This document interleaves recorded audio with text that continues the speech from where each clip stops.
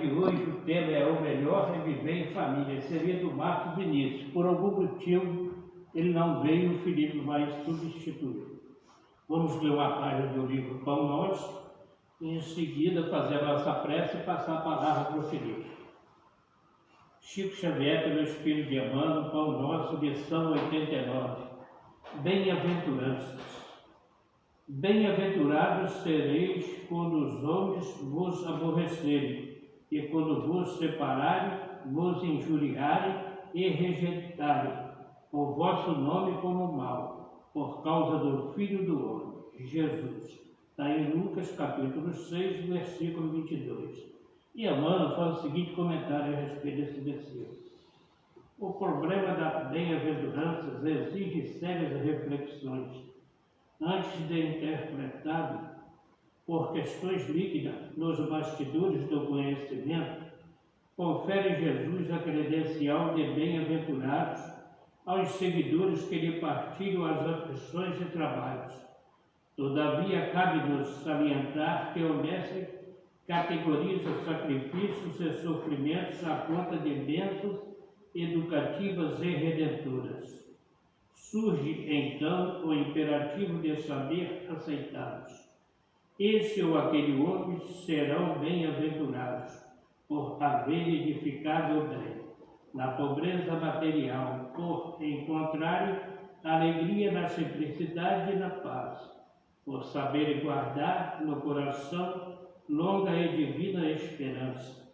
Mas é a adesão sincera às sagradas obrigações do título. O mestre, na supervisão que lhe assinala os ensinamentos, reportar-se-á bem-aventuranças eternas. Entretanto, são raros os que se aproximam delas com a perfeita compreensão de quem se avizinha de tesouro imenso. A maioria dos menos favorecidos no plano terrestre, se visitados pela dor, prefere a lamentação e o desespero. Se convidados a testemunho de denúncia, resvalam para a exigência descabida e quase sempre, em vez de trabalharem pacificamente, lançam-se às aventuras indignas, de quanto se perde na desmesurada ambição. Ofereceu Jesus muitas bem-aventuranças, raros, porém, desejam. E por isso que existem muitos pobres e muitos aflitos que podem ser grandes, necessitados no mundo, mas que ainda não são benditos no céu. Então está aí essa lição 89 do livro Pão Nosso, que possamos, dar uma lida em casa. E é isso. Vamos fazer a nossa prece e passar a palavra para o Felipe. Então vamos orar. Querido Jesus, bondoso amigo, Mãe Maria de Nazaré, cubra todos nós de bênção e que essas bênçãos permaneçam para sempre. Ave Maria, cheia de graça, o Senhor é convosco.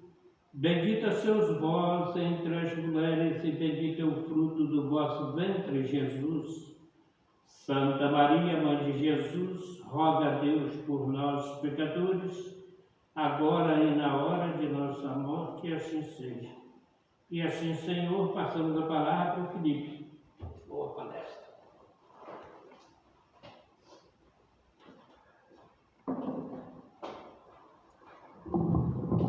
Boa noite, amigos. Sempre uma alegria a gente falar na nossa casa, falar sobre um assunto que muito nos compete. Mas antes disso, convém também a gente fazer o registro de gratidão, de agradecimento ao nosso querido Givaldo Pereira Franco, que desencarnou ontem, mais ou menos 15 para as 10 da noite. E convém a gente, em nossos pensamentos, em nossas vibrações, vibrar por esse espírito, por ele dedicar a sua vida a evangelizar almas, não somente no país, mas no mundo todo.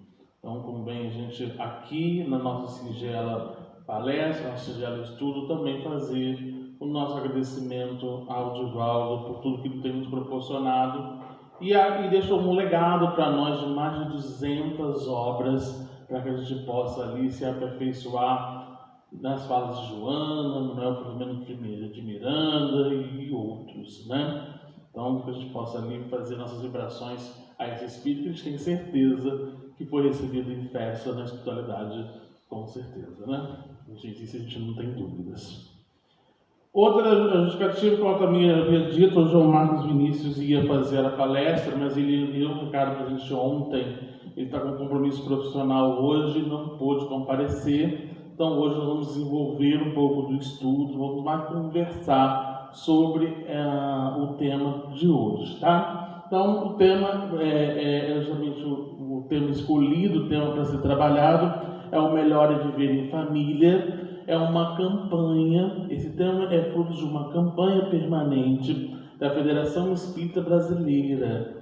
Essa campanha todo mundo pode ter acesso no próprio site da FEB, né? E vira e mexe, ali perto do livro da prece ali, tem uns exemplarzinhos dele, é uma cartilha pequenininha, mas existe também uma obra chamada Família, Vida e Paz, em que a FEB compilou 3 campanhas, né? Melhor Viver em Família, Vida e Paz, né? Então, outra falando sobre valorização da vida e outra sobre a temática de paz. São 3 campanhas permanentes nesse livro, da qual ela relaciona vários temas para ir desenvolvendo de estudo. Então, hoje que eu vou apresentar para vocês são desenvolvimentos de estudos para que a gente possa, ao longo do dia e nas oportunidades que nós tivermos, manusear as obras básicas e as obras complementares para a gente fortalecer os temas familiares nas nossas discussões nos lares, mas ao mesmo tempo também dentro da casa espírita.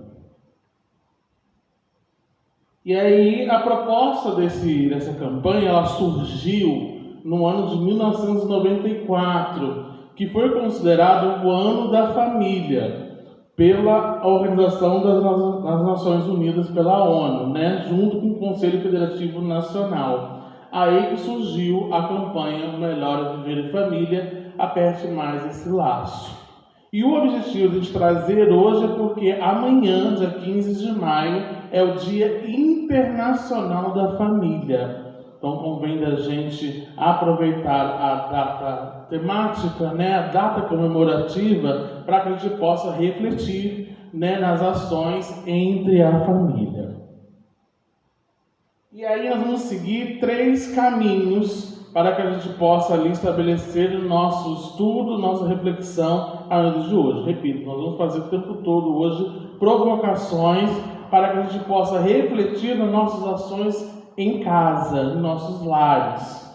A primeira diz o seguinte: a palavra família reaviva em nós as sensações de segurança e aconchego. O segundo, o momento atual, conturbado pela inversão de valores no campo moral, requer mais atenção à preservação da harmonia familiar, valioso antídoto à instalação do desequilíbrio no organismo social. E aí convém a gente refletir num tópico de que existe família perfeita. Aquela família de margarina que a gente vê lá, todo mundo feliz da vida, radiante. Normalmente, quando tem um encontro da família, sempre tem alguma questão para ser resolvida. Não é totalmente perfeita, né? Mas nós entendemos que estamos nesse grupo familiar para justamente promover aprendizado. Ou então, das vezes, eu, como jovem, uma pessoa mais velha, uma pessoa de mais idade, eu tenho justamente respeitar aquele tempo daquela pessoa de mais idade para compreender o modo que ela já viveu e o modo que eu ainda estou vivendo. É uma integração. E aqui ele coloca muito bem isso. Olha, nós estamos passando por um momento que muitas das vezes é um momento em que estamos passando por reajustes. Mas isso a gente está falando disso há muito tempo. Quando a gente fala de transição planetária. Quando a gente fala de transição, o que acontece? Estamos passando por um período de crises. Isso quer dizer que não é o Felipe que está em crise. Todos nós que estamos aqui. Estamos passando por um período crucial de que todo mundo sabe que tem a oportunidade agora de renovar. Que agora é o momento de mudança. Agora é o momento da limpeza. É o momento da gente fazer a organização necessária para chegar a essa regeneração que tantos falamos. Que a gente sabe que nós já estamos. Mas a gente precisa entender de que essa transição não é só para mim, é para todos.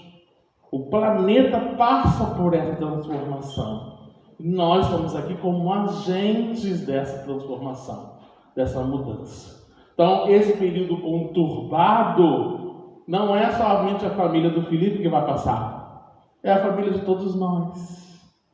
E o importante é que a família que nós vamos referir o tempo todo não é a família só de sangue. Que Jesus, o método de trabalho de Jesus foi justamente falar de que não é somente a família de sangue que é considerada a família, e sim a família universal.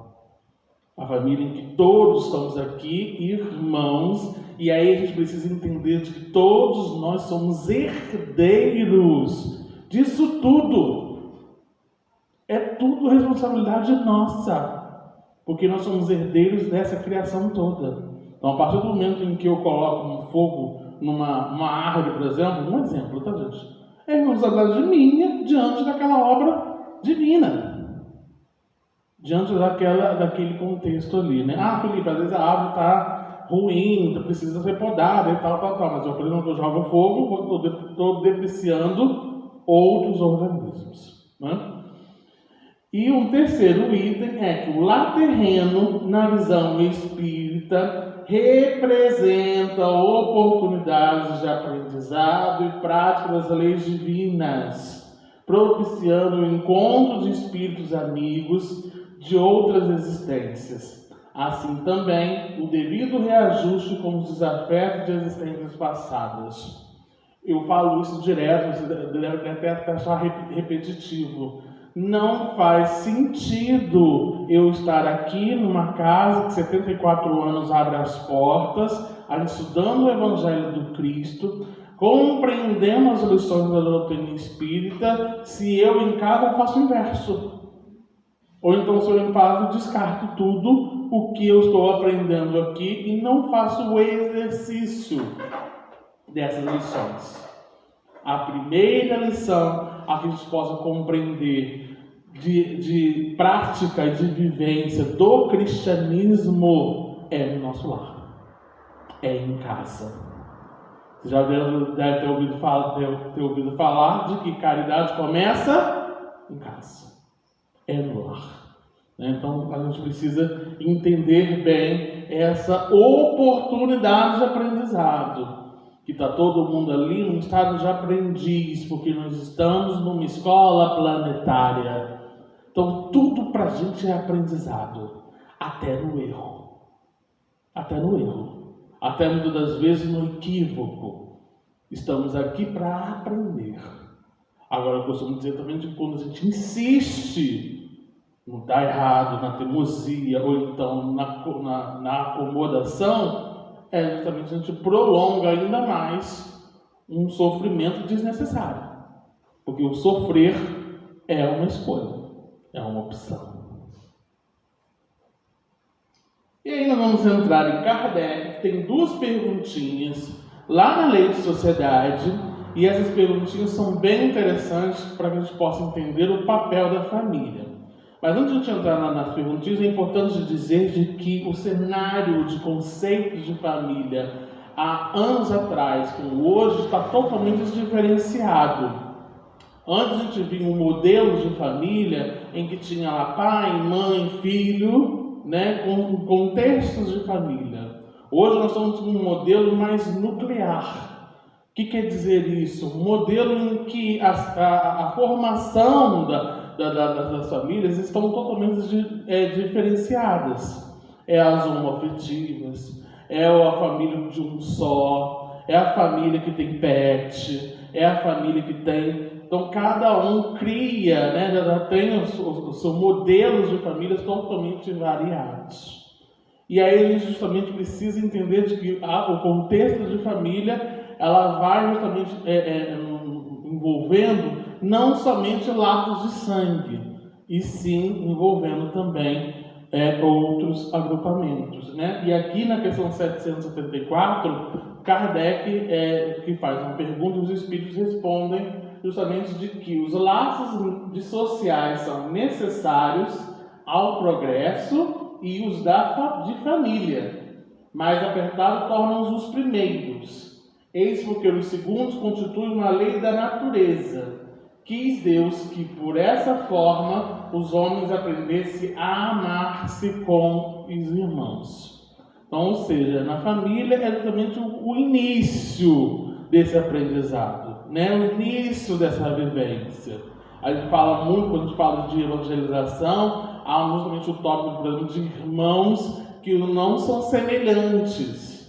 E ali tem uma maneira, né, um caminho para que eles possam justamente ali estabelecer uma ligação de afeto, uma ligação de amor, ou até mesmo uma lição de aprendizado para que possa ali um compreender o outro. E na 775, os Espíritos deixam claro para nós da importância da família em nós. E aí deixa claro para a gente o seguinte, olha, qual seria para a sociedade o resultado do relaxamento dos laços de família? E aí os Espíritos colocam de que seria uma comunhão, seria um coletivo de egoísmo envolvendo a todo o ambiente na qual a gente está sem a família, cada um vai ficar do seu lado. Cada um vai olhar só para si. E é importante dizer de que qual é o obstáculo para a gente progredir, porque nós entendemos de que na reencarnação todos nós estamos aqui para melhorar. Eu não reencarno para ficar pior do que eu já estava. Ninguém vem para cá pior do que já estava. Nós já estamos melhores há muito tempo. Não sou eu que estou dizendo isso. Você vê em Lázaro, ele disse que 100 anos atrás estamos muito melhores. Muito. Evoluímos bastante. E a ideia é evoluir ainda mais. Mas a gente entender a proporção de que estamos gerando esse aprendizado na reencarnação, né, para evoluir, para a gente progredir. E um dos obstáculos para que a gente possa caminhar para esse progresso, dois, é justamente a chave da humanidade, que é o orgulho e o egoísmo. O orgulho considerado o pai e o egoísmo aquele filho traiçoeiro, em que ele consegue até avançar um pouco mais no pai. Isso, se você estudando um pouco mais do Evangelho, a gente consegue compreender melhor o tópico dessas duas chaves, né? E aí é importante a gente entender de que sem a família, sem a compreensão do outro, entendendo de que a família é o primeiro passo para que a gente possa entender a nossa participação a nível social, a nível de sociedade, é justamente no agrupamento familiar, entendendo de que eu, fora desse contexto, é uma culminância de egoísmo. Vou dar um exemplo só para a gente entender essa dimensão e perceber de que isso já está em nós já há muito tempo e muitas vezes a gente nem está se importando com isso. Hoje está uma febre, eu ia falar de garotada, mas tem uma turma mais de idade também, se envolvendo com essa brincadeira, com essa ação, que é os bebês reborns. O que é os bebês reborns? Os bebês reborns são uns bonecos de realidade, são bonecos que são parecidos com crianças, em que hoje tem pessoas que compram esses bonecos achando que estão formando uma família. Assim, né, a gente nota ali de que há no contexto da pessoa um vazio, né? Existe um vazio ali que precisa ser trabalhado, mas a concepção de família para aquele indivíduo ali, para ela, vou pegar uma boneca, a boneca ela não vai chorar, a boneca não vai fazer necessidade, A boneca ela não vai crescer, ela vai estar do mesmo tamanho o tempo todo, e ali ela vai entendendo de que ela está constituindo uma família ou construindo a família dela, né? A reportagem, não sei se vocês chegaram a ver no Fantástico de domingo, né? Mostram pessoas em que o bebê é uma forma de filho, é como se fosse um filho para ela, leva em pediatra e tudo, né? Então assim, a gente nota de que há uma questão da 775 trazendo para nós, no sentido de que se eu quero ter um filho, né, existem diversas condições a gente hoje formar a família, né? Seja por consanguíneo ou por formas nucleares. Existem diversas funções e diversas ações para isso, né? Mas o trato de uma boneca, por exemplo, é um estado cômodo em que, para mim, a criança não vai chorar, não vai fazer nada e tal, eu vou pagar R$1.000, divido tantas vezes e tenho uma criança para cuidar.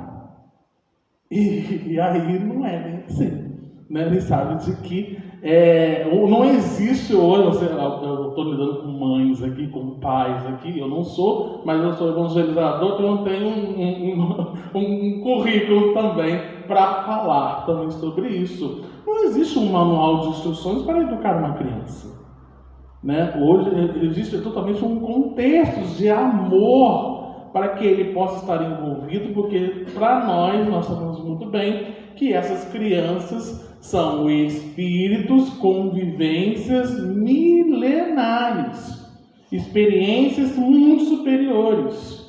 Porque quando eu falei para vocês de transição, já é sabido entre nós de que virão uma gama de espíritos importantes que irão auxiliar esse planeta em regeneração. Olha a nossa responsabilidade diante da educação dessas crianças. E esse tópico, quando eu falo de recursodência do egoísmo, essa questão é uma delas. Mas a gente pode citar até outras, né? As telas, né? Os celulares, outras ações que muitas das vezes estão impedindo esse contato, que é um contato de aprendizado da vivência em família. E aí nós vamos passar para o Evangelho segundo o Espiritismo, que tem tópicos também importantes para a gente possa analisar. O primeiro está no mandamento que diz de que honrar o vosso pai e a vossa mãe, a fim de viverdes tempo na terra que o Senhor vosso Deus vos dará, né? Está no Decálogo, em Êxodo, no capítulo 20, versículo 12. E aí, quando se fala de honrar pai e mãe, muitos entendem de uma forma equivocada de respeito. Respeitar o pai e a mãe, sim. Mas se você olhar lá em piedade filial, lá no Evangelho, ele diz de que honrar é assistir em toda necessidade. Vai além do respeito. Você assistir em todos os momentos. Então, você aproveitar a circunstância do aprendizado e retribuir tudo aquilo que ele fez ou que não fez. Isso independe. Nós estamos aqui justamente em aprendizado. Mas os filhos é assistir em todas as necessidades. O honrar, então ele vai além do respeito, né? No capítulo 14, item 5 do Evangelho, nós temos justamente a parte em que Jesus fala de que quem é minha mãe e quem são meus irmãos.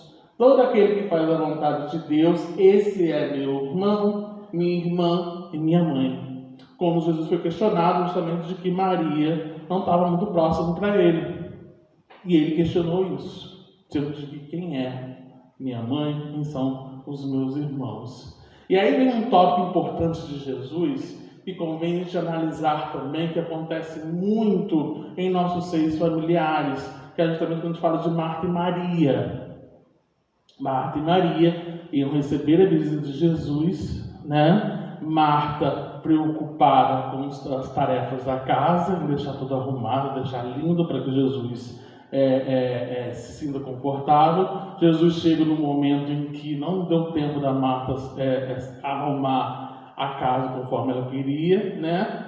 Jesus senta ali, Maria o tempo todo sentada, conversando com Jesus, fazendo conversa, e a Marta chega para Jesus e fala assim: Jesus, fala com Maria da importância da gente cuidar da casa. E aí Jesus fala qual é a melhor parte, né? Quem escolheu a melhor parte, né? E aí a gente precisa entender ali das nossas prioridades. Do que a gente precisa, do que nós estamos estabelecendo como uma ação de prioridade, e entender de que ali Maria estava querendo beber do quê? Da fonte do Espírito. Buscar um aprendizado que é intrínseco a ela, para que ela possa despertar. Maria estava consciente disso.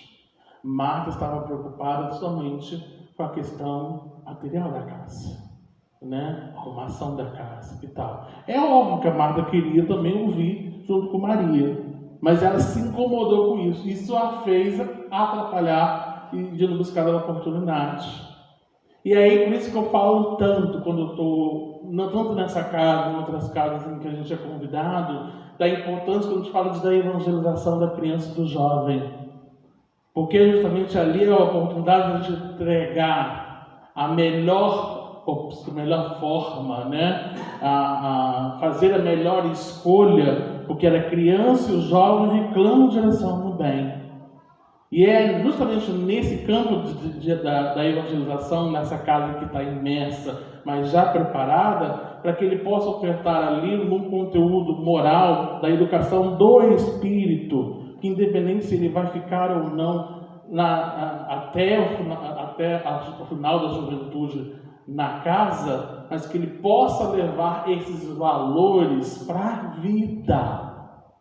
Porque quando a gente fala de evangelizar, muda vidas. E aí ele no capítulo 14 ele reforça de que os laços de sangue não criam forçosamente os vínculos entre os espíritos. O corpo procede do corpo, mas o espírito não procede do espírito. E aí ele complementa embaixo no item 8 também, no 14, que não é o pai quem cria o espírito de seu filho, ele mais não faz do que lhe fornecer um invólucro corpóreo, cumprindo-lhe, no entanto, auxiliar o desenvolvimento intelectual e moral do filho para fazê-lo progredir. Todo mundo tem uma função em casa para justamente despertar ali e participar dessa forma de educação, né? Dessa escola. Mas cada um da sociedade também tem esse agente educativo. Então, é o tempo todo frisando de que não é o laço consanguíneo que vai fazer essa ação em família mais forte, e sim uma família universal em que todos nós temos um compromisso de educar e ser educado. Continuando também no Evangelho, ele também complementa de que não são os da consanguinidade os verdadeiros laços de família, e sim os da simpatia e da comunhão de ideias, os quais prendem os espíritos antes, durante e depois das suas encarnações. Tem um irmão que eu não me dou bem com o irmão, mas eu me dou muito bem com um amigo, tem um laço de simpatia muito grande, que estabelece um laço de fraternidade, laços de família. Mas é justamente eu entender de que esse laço que eu tenho de amizade é fruto de uma ação em que é integrada, né? Mas que eu também preciso, com esse laço de antipatia, também ter uma compreensão para o meu aprimoramento íntimo. Porque se todo mundo ficasse só em relações simpáticas, a gente ia só estabelecer com pessoas em que a gente tem a mesma linha de pensamento. Mas a antipatia está ali para justamente mostrar para nós o quê? De que, eu preciso entender ele, ou ele me observa de uma outra forma. É interessante quando Jesus traça para a gente, lá no amor aos inimigos do Evangelho, mostrar para a gente de que, se a gente for olhar ao pé da letra, a gente vai falar assim: Jesus está louco. Como que a gente vai amar o inimigo? Como que eu vou amar uma pessoa que não gosta de mim? Ou uma pessoa que não quer me ver pintado de ouro, né? Como que eu vou fazer isso? E Jesus ele fala de que esse amor não vai existir porque não tem afeto, não tem simpatia. Ou de ambos os lados, ou somente de uma pessoa, né? Mas a gente justamente perceber de que esse desafeto é não desejar o mal, é você retribuir o mal de outra forma. E muitas vezes a gente é o atire, né? Quando ele fala do atire a primeira pedra que ele tiver pecado, todo mundo está com a pedra na mão. Mas Jesus fala assim: atira quem não tiver pecado. Quem não tiver, atira. E aí é para a gente compreender de que, opa, eu também tenho coisas a ajustar, né? Tenho pendências a transformar, porque nós não estamos num planeta perfeito. É uma troca de crise, nós estamos passando por um momento de fases. E essa fase implica aprendizado, tanto meu, estou aqui, quanto vocês, e outros que estão também aprendendo na vivência fraterna. Por isso que o lar é o primeiro estabelecimento desse aprendizado. Ele fala das espécies de família, as famílias por laços espirituais e as por laços corporais. Ele fala que durados as primeiras se fortalecem pela purificação e se perpetuam no mundo dos espíritos através das migrações da alma.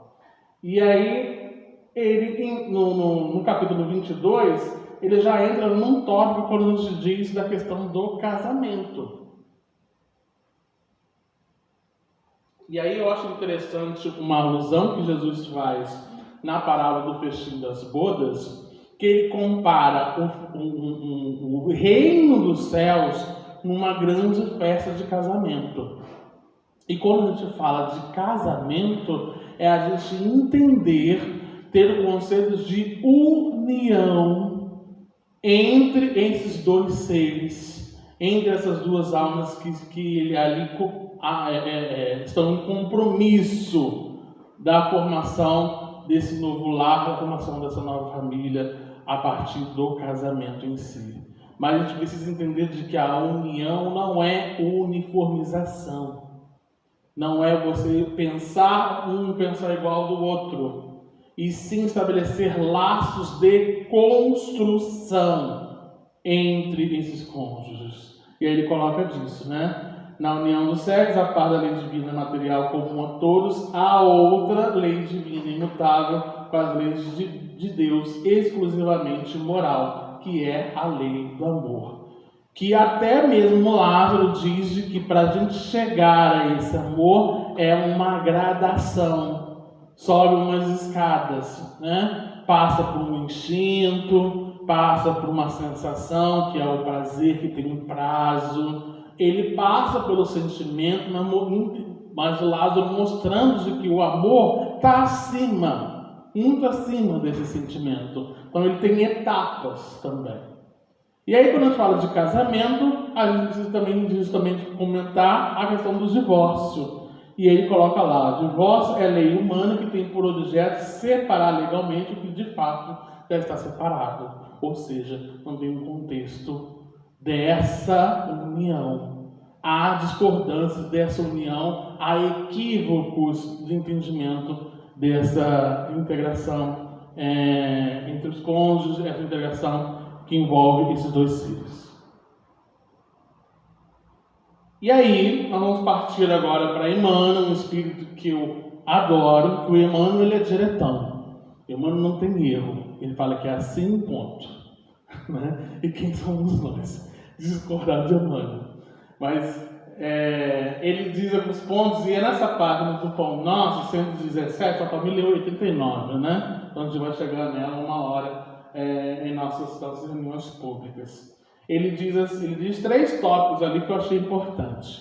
Ele diz assim: aprendam primeiro a exercer piedade para com a própria família e a recompensar seus pais, porque isso é bom e agradável diante de Deus. Está em Paulo. Paulo justamente demonstrando para a gente a importância de que primeiro ato da vivência, a gente justamente aplicar esses ensinamentos em família. Está no contexto das ações em casa, né? Então por isso que a gente fala tão bonito de caridade e tal, mas Não adianta nada a gente fazer aqui e não fazer casa. Né? A gente precisa justamente tomar essa reflexão. E aí Emmanuel também ele coloca nas questões das problemáticas que temos na família, que ele fala de que a luta em família é problema fundamental da redenção do homem na Terra. Como seremos benfeitores de 100 ou 1000 pessoas se ainda não aprendemos a servir 5 ou 10 criaturas? Olha que tópico. E hoje ele está justamente sucinto, né? Porque existem famílias que têm lá 12, 13 irmãos. Antigamente os nossos avós tinham isso, né? 12, 13, 14 filhos, né? Hoje o máximo que se tem são 2 filhos entre a geração Z, né? Diga, Luiz. Em casa somos 13. Não, tem a família do próprio Manuel mesmo são 14, são 12, né? Acho que a família do Manuel são 12. É muita gente, não é pouca não. Imagina como vimos isso. Olha o aprendizado entre essa turma. E aqui Emmanuel bem claro, sucinto. Se é uma luta, não adianta nada eu querer ser benfeitor ou ser perfeito, se com 12, 13 eu não dou conta, quanto mais servir 100. Ou então mais espíritos que estão necessitando desse aprendizado, dessa vivência. Né? E aí ali embaixo ele coloca que antes da grande projeção pessoal na obra coletiva, aprenda o discípulo a cooperar em favor dos familiares. No dia de hoje, convictos de que semelhante esforço representa realização essencial. Emmanuel de novo pontuando a gente estabelecer o princípio da cooperação, não somente também nessa casa, mas sim no nosso lar. Ajudar na tarefa de casa, né? Que às vezes é bem trabalhosa, aí a gente deixa para uma pessoa, e a gente pode justamente ajudar a outra pessoa para que ela possa ali, cada um conviver de uma forma, estabelecer as responsabilidades em conjunto. Então é importante a gente entender de que precisamos cooperar em favor desses familiares. Já no livro Pensamento e Vida, esse livro é um livro fininho, gente, que eu indico vocês a lerem, né, estudarem, porque nesse livro que Emmanuel ele faz, em outros espíritos também, não é só Emmanuel, é o outro livro que tem outros espíritos. Eles vão estabelecendo conexões de pensamentos, de vontades, de potências da alma que está envolvido nesse livro aqui, mas tem grandes significados com o Leon Denis também nas potências da alma, no problema do ser, destino e da dor. E aí ele coloca o seguinte na instituição família: os estabelecimentos de ensino propriamente do mundo pode instruir, mas só o Instituto da Família pode educar. Instrução e educação têm significados diferentes. O próprio Kardec, no Livro dos Espíritos, ele coloca para a gente que significado de educação está lá na Lei do Trabalho. Ele coloca para a gente que educação é um mecanismo de mudança de hábito. O hábito de você mudar um hábito, que muitas vezes é um hábito vicioso, né, que eu sempre faço aquilo de uma forma até mecânica, o hábito de mudar esse hábito já é um caminho para a educação, né? É mais abrangente. Instrução, estamos aqui, instruindo, né? Muitas vezes eu tenho que mexer em algum aparelho, a gente segue lá aquele manual de instrução, faz isso, faz aquilo, assim, essa. Mas a educação, ela envolve um contexto maior, né? De mudança, de vivência. Então, instrução e educação, elas têm significados distintos, mas ambos estão justamente ligados ao vínculo do aprendizado. A gente aprender no contexto, aprender vivenciando, é o que Jesus sempre pregava para nós, o fazer. Ou então a gente estudar, e aí vai buscar aplicar daquela forma que a gente estudou antes. Mas nunca vai sair igual quando a gente estudou antes. Falo muito aqui da receita, eu até cito a Dona Lete para isso. Está lá a receita, mas a receita muitas vezes a gente vai colocar uma pitada de que eu vou botar mais farinha. que eu acho que vai dar mais liga. Ou não, né? Ou não. Então, assim, vai depender justamente do que a vivência vai te mostrar para que você possa chegar naquele passo que todo mundo vai chegar. Não tem como a gente voltar para trás. Vai todo mundo ir para um caminho de transformação, para um caminho de progresso. Mas a instrução é importante, mas justamente está no mecanismo do pensamento. Mas o que Jesus nos ensina na triologia da educação envolve justamente o ato de pensar, mas sentir e fazer. A educação está envolvida nesses 3 itens, nessas 3 ferramentas. As escolas instrutivas poderão renovar sempre se os métodos pedagógicos, mas a escola educativa do lar só possui uma fonte de renovação, que é o Evangelho. Né? Por isso que a importância também de uma prática que nós vamos falar lá no final, da gente reservar 30 minutos, gente, da semana, para que a gente possa fazer um estudo do Evangelho no lar. É hora de justamente ambientar ali a fonte do Evangelho no alicerce da casa. E Joana de Ângelo diz de que aquele vizinho, ou aquela pessoa de que está fazendo nesses 30 minutos do Evangelho no lar, não só enche de luz aquela casa, a vizinhança toda. A vizinhança toda. Então, imagina essa casa que há 74 anos abre as portas para a gente possa estudar o Evangelho. A vizinhança toda, ela é assistida por essa sessão. Justamente pelo trabalho que é feito. E é um trabalho contínuo. Quando a gente fala de Evangelho no lar, é um trabalho contínuo. Porque vai surgir intercorrências de que você está ali no meio do Evangelho, campainha, ou então o telefone liga. E aí, o que eles mais desejam nesse momento? De que vão parar tudo, não vão fazer nada. É justamente trazer a oportunidade da metodologia de Jesus de que vão fazer junto. Todo um Evangelho agora. Dá para esperar daqui uns 10 minutos que eu te retorno a ligação? Ou então, a pessoa que veio visitar convide a participar. Se não quiser participar, pede para aguardar um pouquinho. Né? O homem e a mulher no instituto conjugal são como o cérebro e o coração do organismo doméstico. A tarefa doméstica nunca será uma válvula para os gozos improdutivos, porque constitui trabalho e cooperação com Deus. O homem e a mulher surgem no mundo com tarefas específicas que se integram, contudo, num trabalho essencialmente uno, junto.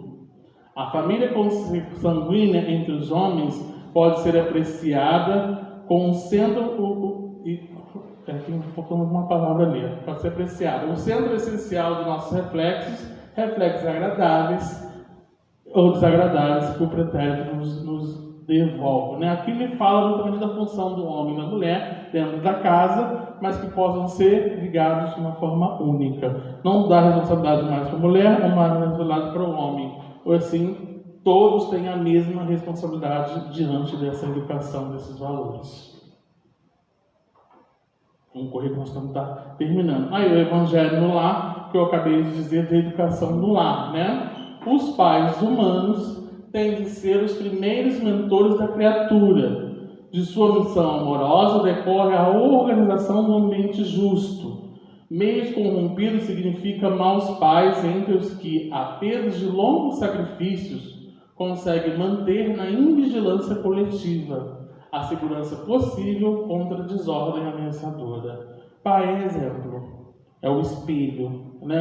A criança ela visualiza no pai um modelo perfeito, de perfeição, para que ele possa seguir. Por isso, quando a gente fala da importância dessa criança, também está dentro de um ambiente de conteúdo moral, né, de uma escola de evangelização, para que ele possa perceber de que Jesus está ali como guia e modelo, também dando referência para ele caminhar à frente, rumo à transformação moral, que todos nós estamos aqui nesse objetivo.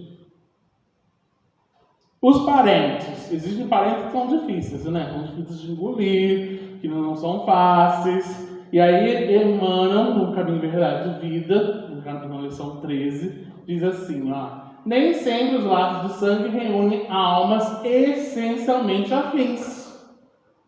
Então, vai ter momentos em que eu não vou ter simpatia ou afinidade com aquele parente, com aquela pessoa da família, a gente não vai ter muito contato, muita simpatia. Frequentemente, pelas imposições da consanguinidade, grandes inimigos são obrigados ao abraço diuturno sob o mesmo teto.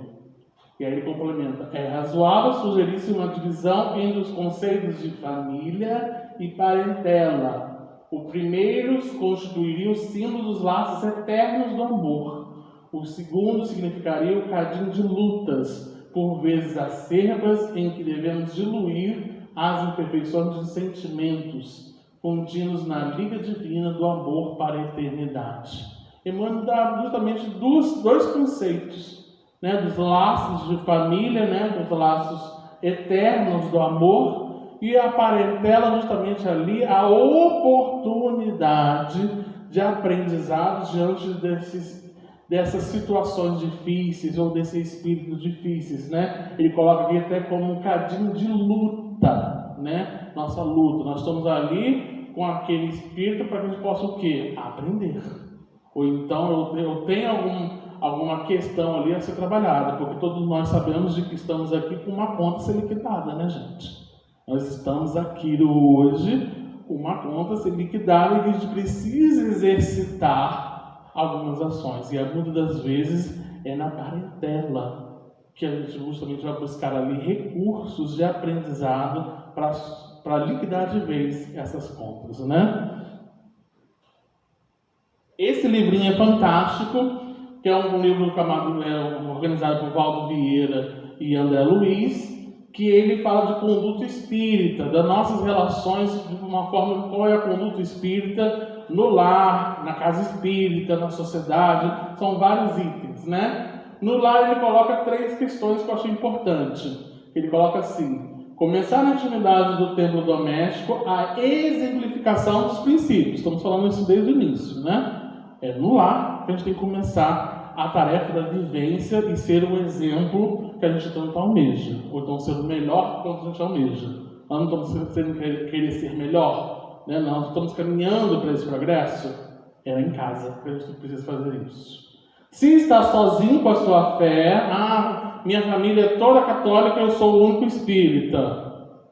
Não tem nenhum problema. Jesus peça o quê? Amor. Amor entre todos, E ele coloca aqui, no recesso do próprio lar, deve o espírito atender fielmente ao testemunho de amor que lhe cabe, lembrando de que responderá em qualquer tempo pelos princípios que abraça. Quem cultiva o evangelho em casa, faz da própria casa um templo do Cristo. Não há verdadeiro clima espírita cristã sem a presença da simplicidade conosco. E quando a gente fala de espiritismo e cristianismo, é justamente entender de que no cristianismo tem grandes a vertente da humildade e da caridade dentro desse contexto. Nesse livro aqui, O Espírito da Verdade, vamos falar rapidamente do contexto da maternidade, que também Valdo Vieira, em conjunto com Chico, e diversos espíritos, coloca para a gente de que concepção, gravidez, parto e devoção afetiva representam estações difíceis e belas do ministério sempre divino. Deus falou muito bonito de uma forma bem simbólica na parte de domingo, da importância da maternidade e Maria dentro desse contexto como mãe de Jesus. Ela como mãe, percebendo de que estava ali com o seu filho, entendendo de que ele tinha que caminhar para dar prosseguimento a difundir essas leis naturais em diversos corações. O tanto de abnegação dessa mulher diante desse contexto. Vou pular isso daqui. Principais responsáveis por semelhante concessão da bondade infinita, as mães guardam as chaves de controle do mundo. Não surge o berço de vosso coração por acaso. A missão da maternidade é lindíssima e nós, homens, vamos ter muita dificuldade de entender ainda esse contexto dessa ligação entre estabelecendo o laço da mãe e essa concepção da criança.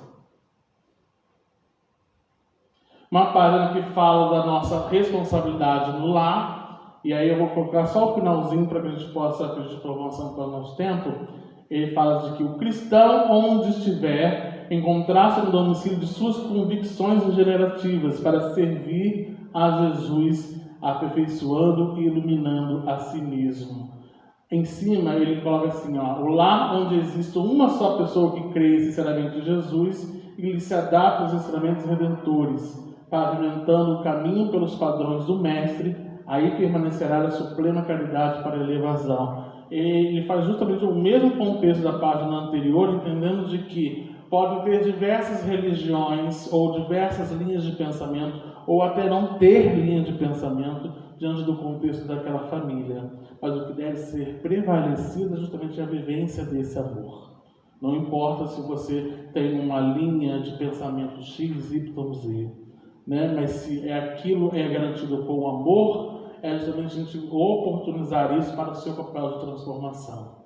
Nós que trabalhamos em evangelização, a gente muitas vezes encontra pais, muitas vezes aflitos de que às vezes o filho ele não se adaptou a um contexto do espiritismo. Ele buscou um outro contexto religioso e se ele ali teve uma simpatia ali, ou então ele percebeu ali um ato que aquela ali pode ser a religião que vale professar. É importante entender de que religião é um mecanismo de ligar, de conexão entre nós e justamente o divino, entre a espiritualidade. É estabelecer essa conexão. Nós estamos aqui, doutrina espírita, uma religião, num contexto de que promove essa conexão. Mas quando a gente fala do estado de que une esse amor, independente das filosofias, é religiosidade, porque a gente está envolvendo essas vivências em conjunto.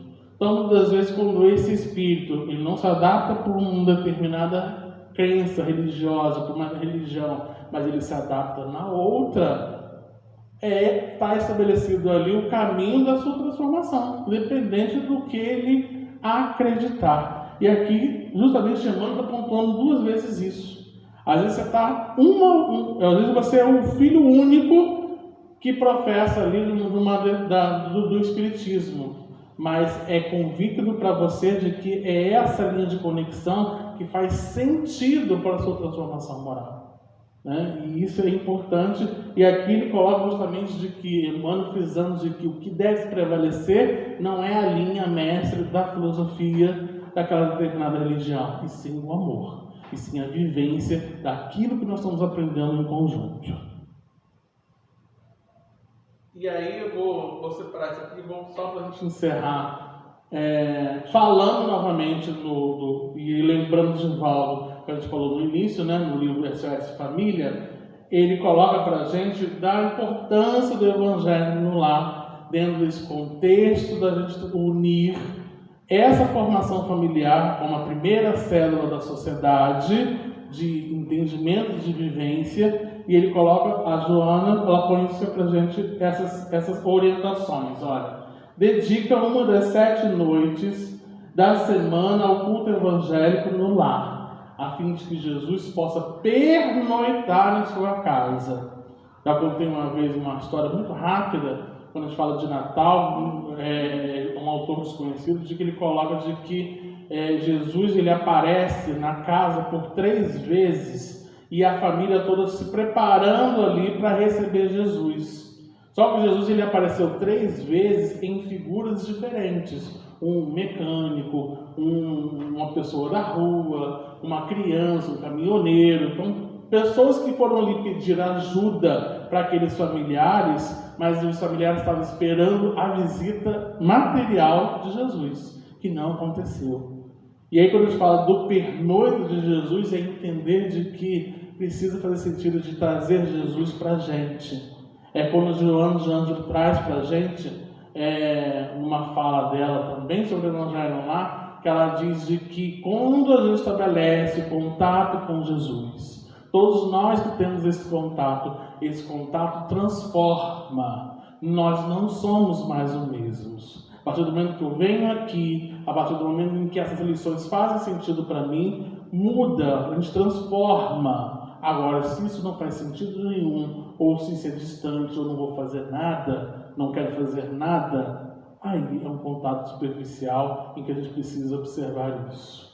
E aí ela continua falando de que quando uma família ora em casa, reunida das plantícias do Evangelho, toda a rua recebe o benefício da comunhão com o alto. Não te afastes da linha direcional do Evangelho entre os teus familiares. E quando as luzes se apagarem na hora do repouso, ora mais uma vez, comungando com Ele, como Ele procura fazer, a fim de que, ligado a Ti, possa ser em casa, uma vez por semana, em 7 noites, ter Jesus contigo. Então fica aí o convite, eu vou dar 2 convites para vocês. Justamente estabelecer esse contato de integração, de estar junto, de trazer Jesus em nossos lares através do Evangelho no lar. Né? Quem não sabe fazer, tem umas orientações ali no cantinho, ali tem uns livretos falando sobre o Evangelho no lar, né? A função. E o outro é justamente vocês oportunizarem aos sábados, todo sábado aqui na casa, às 4 horas da tarde, essa casa abre para a família. Não só para a criança, não só para o jovem, é para toda a família, para que a gente possa estudar o Espiritismo em família e ao mesmo tempo levar esses ensinamentos aos nossos lares.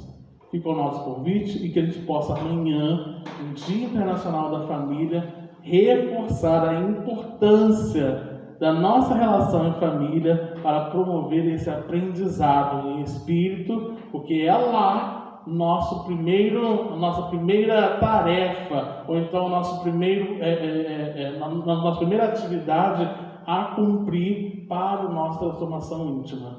A família é sempre o nosso primeiro laboratório dessa transformação. Tá bom, gente? Tenha todo mundo ali uma boa noite. Agradeço por ouvir a gente. Já na hora também para a gente possa encerrar o nosso trabalho. Vou aproveitar então para fazer as divulgações necessárias. Lembrando que sábado agora nós temos uma peça de teatro no Teatro Gacemes, falando da vida e obras de Bezerra de Menezes.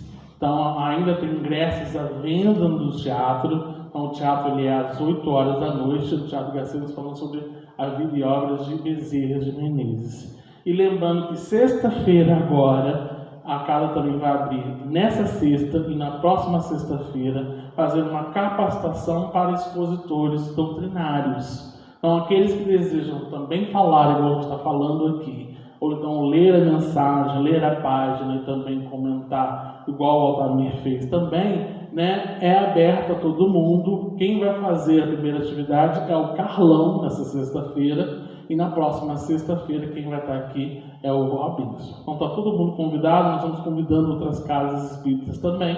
Quem tem desejo, podem vir, e o Robinson vai dar dicas e tal. Às vezes não quer ser expositor doutrinário, tá, gente? Mas às vezes faz um trabalho, quer apresentar algo, tem vergonha, eles vão dar várias dicas. E Carlão e Robinson têm muita vivência na exposição doutrinária. Tá meio contigo. Próximo, e aí no próximo domingo nós vamos ter Carlão em dose dupla, tá, gente? Sexta-feira, Carlão no treinamento de expositores. E no domingo ele vai estar aqui também falando sobre esquecimento do passado. Então não está imperdível.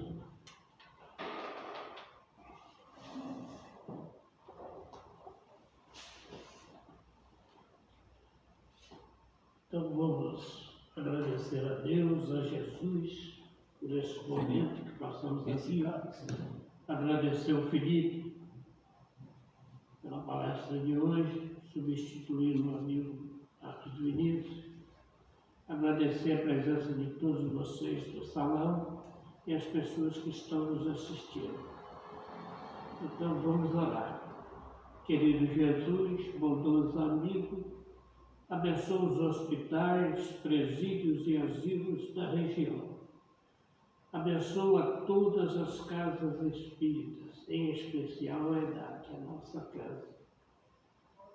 Abençoa, Senhor, toda a humanidade da terra, de encarnados e desencarnados. Abençoa os países do mundo inteiro, em especial o Brasil, a pátria do Evangelho. E vamos lembrar de Jesus com carinho, dizendo assim: Jesus de Nazaré, quando esteve na terra, nada exigiu, surgiu como se fosse uma brisa perfumada em manhã de sol. Jesus não fundou nenhuma doutrina, viveu com todos, mas não se permitiu pertencer a ninguém. Veio à terra nos trazer o amor, amar a Deus sobre todas as coisas e ao próximo como a ti mesmo. Esse mesmo Jesus nós agradecemos assim: Pai nosso que estais no céu, santificado seja o vosso nome, venha a nós ao vosso reino, seja feita a tua vontade, aqui na terra como no céu. O pão nosso de cada dia dai-nos hoje, Senhor.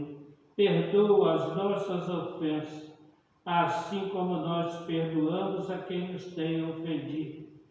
Não nos deixei cair em tentação, mas livrai do mal. Amém. Muita paz a todos. Graças a Deus. Então, quem desejar o passo, a gente só aguardar, tá? Estamos chamados.